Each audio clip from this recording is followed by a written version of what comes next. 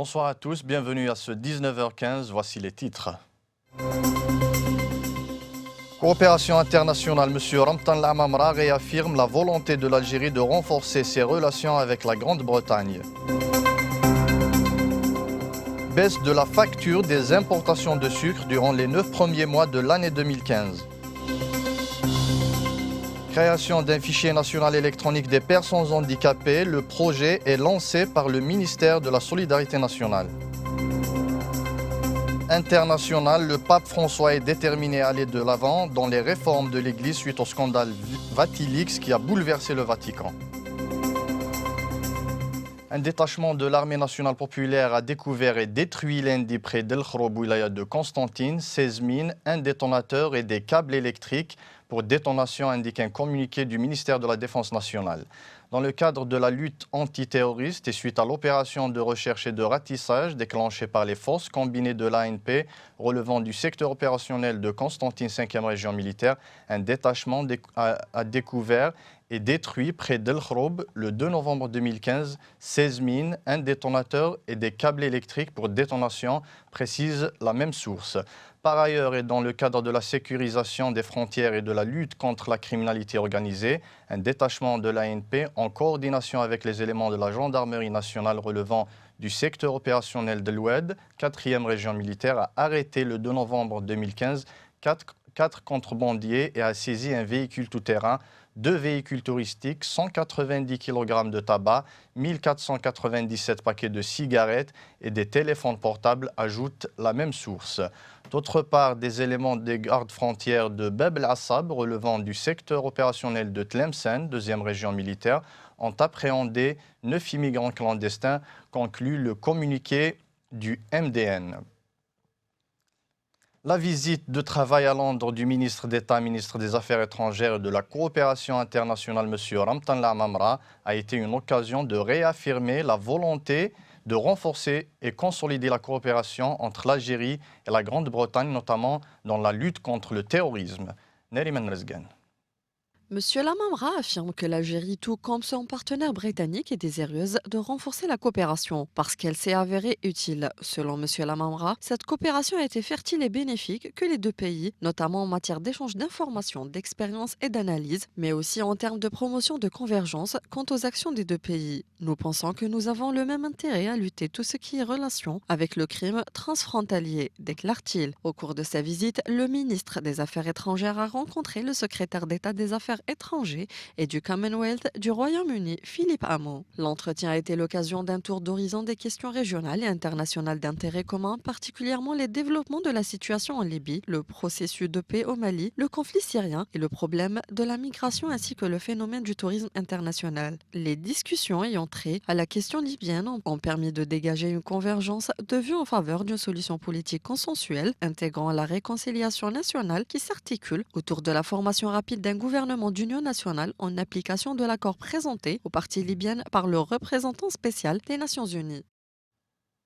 Le directeur général de la Sûreté nationale, le général-major Abdelghani Hamel, a rencontré à Kigali, au Rwanda, en marge des travaux de la 84e session de l'Assemblée générale d'Interpol, la présidente de cette institution, Mireille Balestrazi, et son secrétaire général, Jürgen Stock, avec lesquels il a examiné les moyens de renforcer la coopération bilatérale. Détail avec Mehdi Zarouki.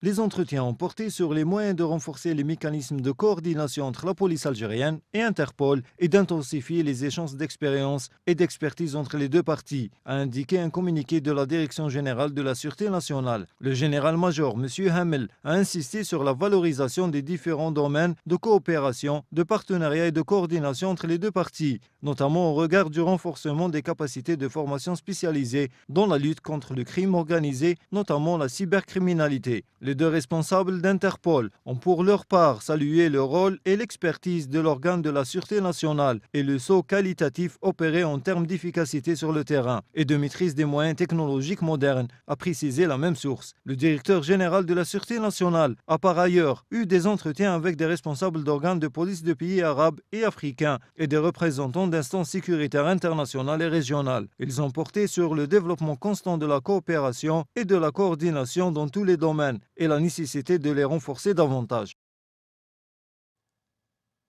La facture des importations de sucre a reculé durant les 9 premiers mois de l'année 2015 comparativement à la même période de 2014, mais les volumes ont connu une hausse. Plus de détails avec Mehdi Zarrouki. De janvier à septembre dernier, les importations des sucres ont diminué à 569 millions de dollars contre 658 millions de dollars, soit une baisse de 13% entre les deux périodes de comparaison, selon le Centre national de l'information et des statistiques des douanes. Toutefois, il est constaté que les quantités des importations des sucres ont atteint 1,44 million de tonnes contre 1,438 millions de tonnes, soit une hausse de 0,14%. En fait, les prix à l'importation des sucres roux ont reculé de 12% sur les 9 premiers mois de l'année 2015, et ce, dans le sillage de la baisse des cours mondiaux de sucre en raison d'une dépréciation du réal brésilien par rapport au dollar et des estimations favorables de production en Inde en sucre, qui en devient le deuxième producteur mondial et en sera exportateur net en 2016. Il est à signaler que les sucres sont importés par l'Algérie à l'état brut et sont transformés localement. L'activité de transformation a connu un boom depuis 2010 avec le renforcement des capacités de production locale. Rappelons qu'en 2014, les importations de sucre se sont chiffré à 861 millions de dollars. La ministre de la Solidarité nationale, de la Famille et de la Condition de la femme, Mounia Mslem Siamer, a annoncé que son département avait lancé un projet visant à créer un fichier national électronique des personnes handicapées. Neriman Rezgan.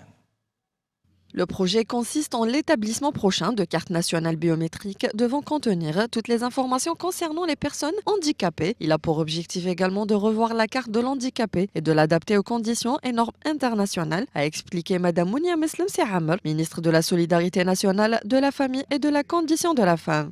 Dans ce cadre, la ministre a fait savoir qu'une commission du ministère de la Santé, de la Population et de la Réforme hospitalière est en train d'étudier les conditions de l'handicapé afin de pouvoir établir une base de données électronique exacte concernant les personnes handicapées à travers tout le pays. La réactualisation du fichier des handicapés a pris fin dans certains wilayas alors qu'elle est toujours en cours dans d'autres wilayas, a encore indiqué la ministre.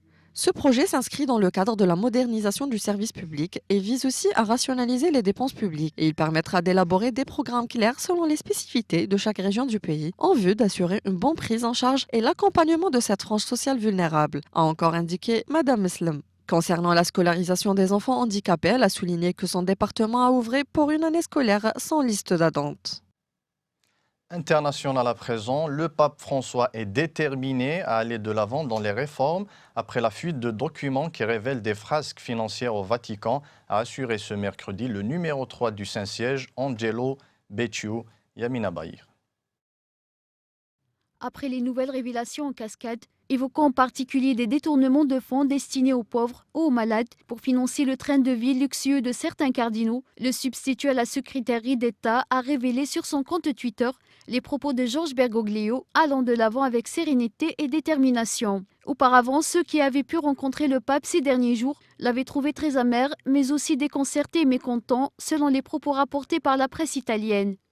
Quelqu'un a certainement peur du processus de renouveau que le pape est en train de mener, a estimé M. Galantino, considéré comme proche du pape François. M. Galantino a dénoncé Lucio Vallejo Balda et Francisca Chauqui, le prélat espagnol et l'experte laïque italienne soupçonnée de vol de documents, ainsi que les deux journalistes italiens auteurs de livres de révélation, Emiliano Fittipaldi et Giancarlo Kinodi. Ces 4 personnes, si elles ont vraiment affirmé qu'elles agissaient pour le bien du pape, ont dit des âneries.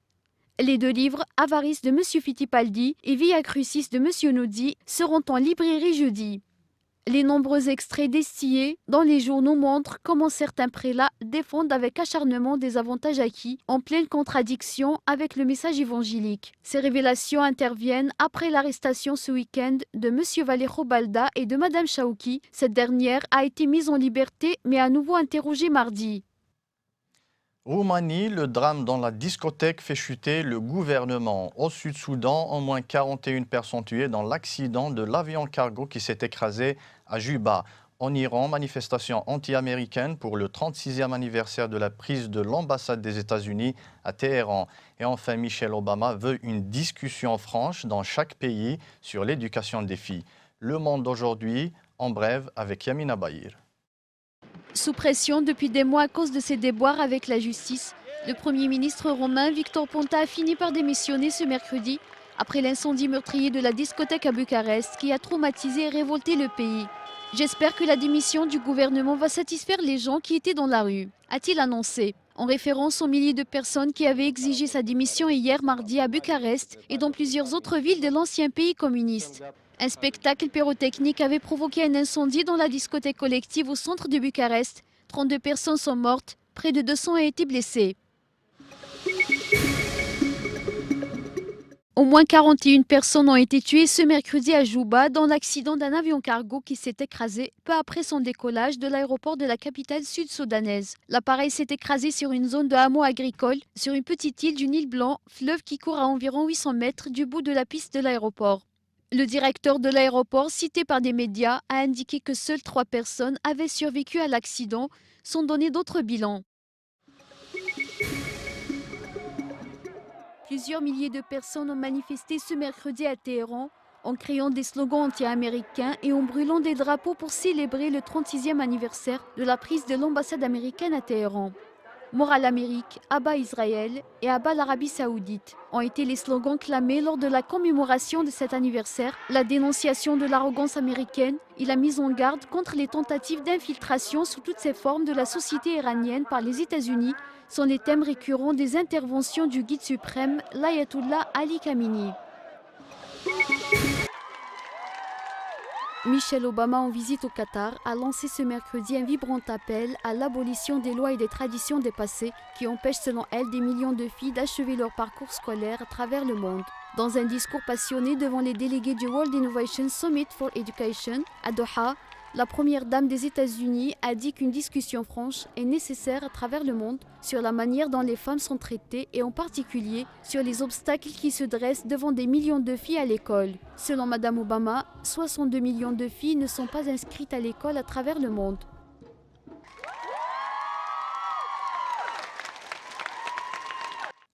Sport, football, Yaya Touré encense Ferrouli. En effet, l'international ivoirien n'a pas tari d'éloge sur le milieu de terrain de Valence et des Verts. C'est peut-être le grand joueur africain de demain, a-t-il affirmé. Commentaire de Mehdi Zarouri. Interrogé par France Football, le milieu international ivoirien de Man City a donc longuement évoqué le football africain. L'occasion pour lui de parler d'un joueur à qui il prête un avenir doré. J'aime beaucoup quelqu'un comme Ferrouli. C'est un super joueur, avec une très bonne mentalité. C'est peut-être le grand joueur africain de demain. J'ai entendu qu'il était en fin de contrat avec Valence. Il va être intéressant de voir comment il va orienter la suite de sa carrière. En tout cas, il a des qualités pour évoluer dans un grand club européen. Ayant réussi à gravir les échelons avec Valence, Ferrouli est attendu comme le futur grand joueur africain d'Europe. Et les propos du milieu de terrain des Citizens comportent un message indirect pour le joueur de l'équipe nationale, lequel devrait peut-être prendre option et choisir d'autres Olymp pour continuer sa carrière. En tout cas, du côté de la presse espagnole, on continue d'évoquer le dossier du renouvellement de contrat du joueur. Et hier, le quotidien Levante a affirmé que la direction du Valence est décidée à en finir avec son dossier avant le début de l'hiver. Les nouveaux propriétaires organiseront d'autres rounds de négociations avec le clan Ferrouli au courant de ce mois pour tenter d'arriver à une fin heureuse.